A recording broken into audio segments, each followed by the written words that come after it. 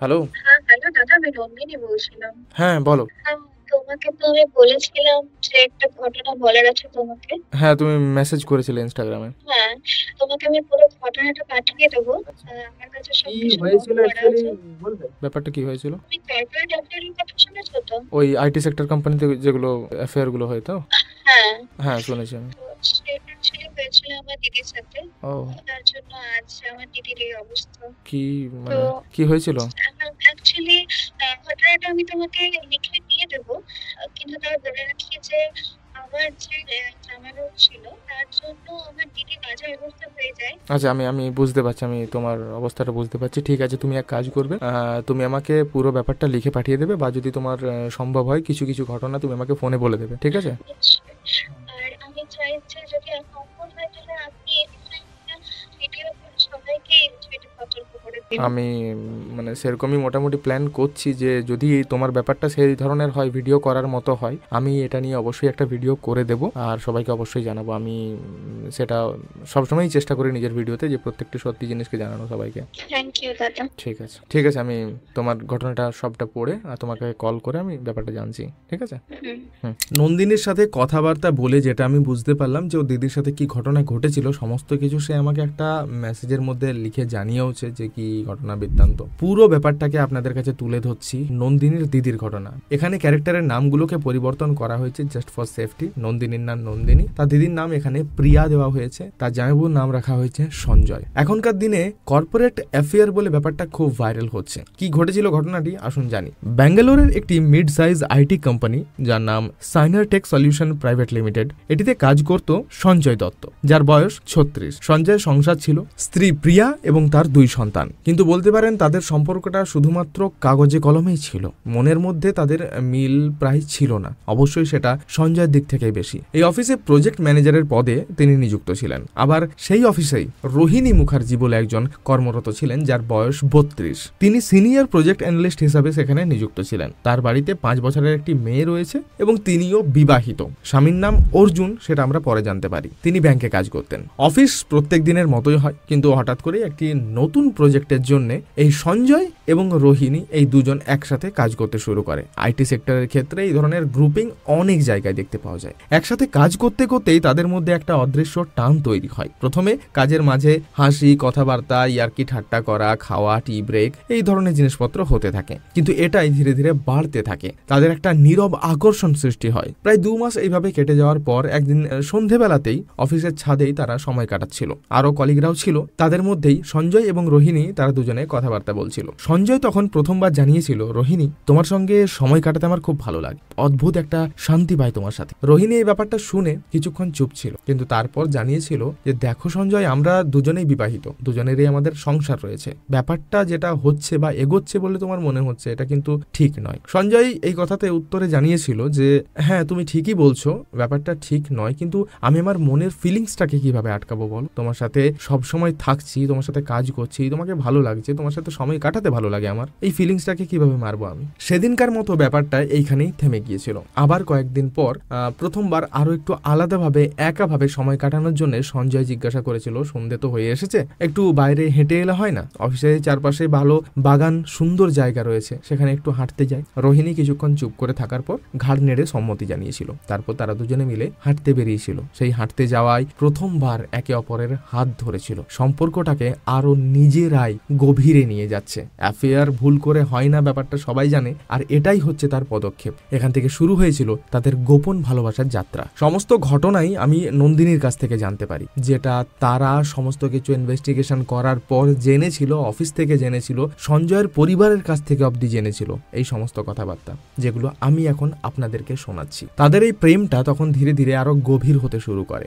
একসাথে প্রজেক্ট করা, tea break, tiffin break, সমস্ত কিছু, ছুটির সময় বাড়ি ফিরিয়ে দেওয়া, একসাথে বেড়াতে যাওয়া, কখনো কখনো আবার সিনেমা দেখতে যাওয়া, এই সমস্ত কিছুই হচ্ছিল। এর মাঝখানেই হঠাৎ করে একটা প্রজেক্টেরই ট্যুর আসে এবং সেই ট্যুর তখন ব্যাঙ্গালোর ছাড়িয়ে হায়দ্রাবাদে হয়েছিল, আর সেখানে তাদের দুজনকেই উপস্থিত থাকতে হতো, যে কারণে তাদের এই ভালোবাসা আবার দ্বিতীয় পদক্ষেপ নিতে বাধ্য হয়েছিল। তারা হোটেল রুম বুক করেছিল এবং সেখানে তারা একসাথে রাত কাটিয়েছিল। নিজেদের শরীরকে একে অপরের সাথে ভাগ করেছিল, সম্মতি দিয়েছিল এই অ্যাফেয়ারকে আরো আগে নিয়ে যাওয়ার। অর্থাৎ বুঝতেই পারছেন পাচ্ছেন যে তারা একসাথে মিলিত হয়েছিল সেই প্রজেক্টের রাতগুলোতে। বাড়ি ফিরে আসার পর এদের রূপ কিন্তু আরো পরিবর্তন হয়ে যায়। যখন এইটুকু অ্যাফেয়ারের মধ্যে এই জিনিসটুকু পেয়ে যায় একবার, তখন তাদের আর কোনো বাধা থাকে না, কোনো পিছুটান থাকে না। দুজনেরই বলতে পারেন সংসার থেকে মন উঠে গিয়েছিল। প্রিয়া বারবার করে বলতো সঞ্জয়কে যে তোমার কি ইচ্ছে হচ্ছে, তোমার যদি কোথাও বেড়াতে যেতে ইচ্ছে হচ্ছে চলো আমরা যাবো, একসাথে ঘুরে আসবো,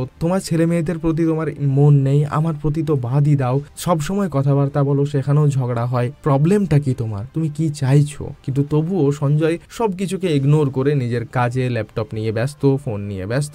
ব্যাপারটা খুবই মনের মধ্যে গেঁথে যায়, প্রিয়ার খুব আঘাত লাগে। এবার যখন শরীর একে অপরকে দিয়ে দিয়েছে তখন এই চাহিদা আরো বাড়তে থাকে। তখন জায়গা, সিচুয়েশন কিছুই মাথায় থাকে না। একবার ওরকম অফিসেরই একটা টি ব্রেকের সময়, যখন ব্রেক রুমে তারা সময় কাটাচ্ছিল এবং একান্তে ছিল, সেই সময় একে অপরকে আবার চুম্বন করতে শুরু করে। হ্যাঁ, আর এই দৃশ্যই দেখে ফেলে তাদেরই একটি কলিগ, আর সে দেখার পর থেকেই পাঁচ কান হতে শুরু করে এই খবর। এতদিন সংসারে প্রবলেম ছিল, কিন্তু এবার প্রবলেম শুরু হয় তাদের অফিসেও। কারণ অফিসে সবাই জানে এরা দুজনেই বিবাহিত, হ্যাপিলি ম্যারিড, দুজনেরই সন্তান রয়েছে, কিন্তু কেন তারা এমন করছে? এই ঘটনা সোজা কানে গিয়ে উঠেছিল তাদের এইচআরের। মালহোত্রা সাহেব যখন এই ব্যাপারে জানতে পেরেছিল যে তারা ম্যারিড কিন্তু অ্যাফেয়ার চালাচ্ছে তাদের এই অফিসের মধ্যে, তিনি বাধা দিয়েছিলেন, তদন্ত করতে শুরু করেছিলেন। এরই মধ্যে প্রিয়া যখন এই ব্যাপার নিয়ে খুব বেশি চিন্তিত হয়ে পড়ে, সে বুঝতে পারে যে তার মন এখানে টিকছে না, মানে অন্য কোথাও টিকে রয়েছে। তখন তার ফোনে একটা কল রেকর্ডিং অ্যাপ ডাউনলোড করে রেখেছিল, সেটাও চুপিসারে,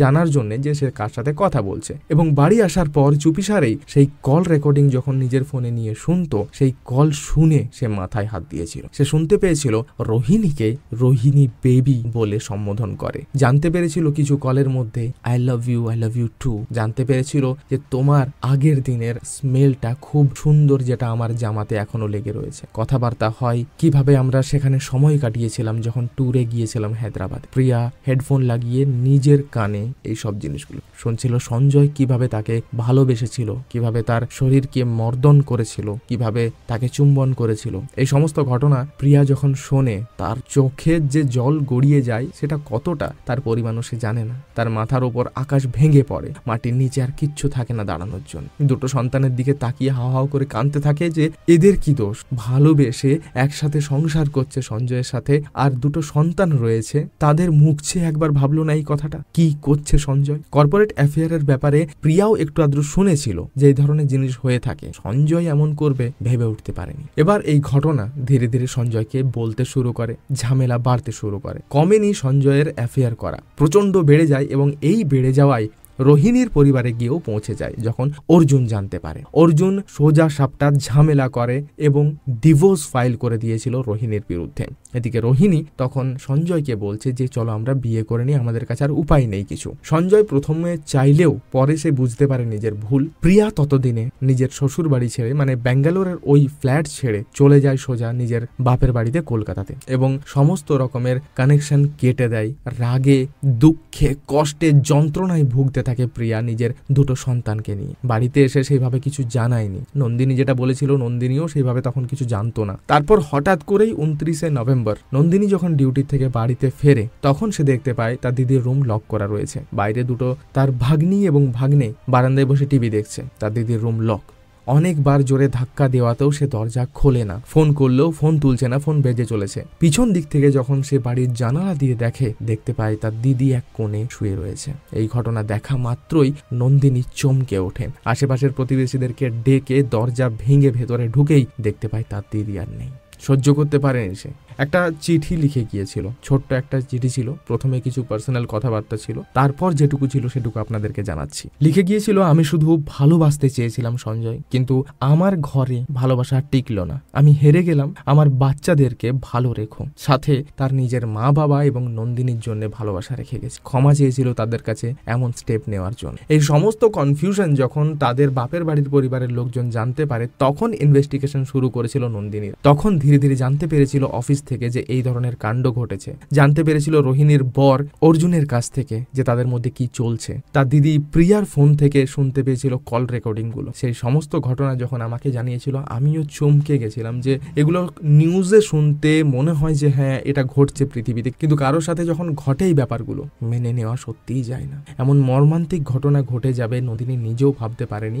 আর অবশ্যই নন্দিনী আমাকে এটাও জানিয়েছে যে এই ধরনের ঘটনা মানুষ বিশ্বাস করে না বা বলতে পারে না, তাই সবাইকে জানানোর জন্য যে এই ধরনের জিনিস থেকে যেন পিছনে আসে মানুষ, এই ধরনের ভুল কাজ যেন না করে, সেই কারণেই সে তার নিজের স্টোরি আমাদের শেয়ার করেছে। Thanks for sharing your story Nandini, অনেক অনেক ধন্যবাদ এই জন্য। অনেকেই হয়তো জানবে, বুঝবে এবং সতর্ক হবে, এবং আমি চাইবো তোমার দিদি এখন যেখানেই থাকুক না কেন ভালো থাকুক, তুমি তোমার ভাগ্নিকে ভালোভাবে মানুষ করার চেষ্টা করো। আপনাদের সবাইকে এই ভিডিও দেখার জন্য অনেক অনেক ধন্যবাদ। দেখা হবে আবার একটি নতুন ভিডিওতে নতুন কেসে। আপনাদের কাছে যদি কোনো কেস থাকে তাহলে প্লিজ কন্ট্যাক্ট করে আমাদের কাছে পাঠাতে একদমই ভুলবেন। ইনস্টাগ্রাম আইডি স্ক্রিনের মধ্যে দেওয়া রয়েছে।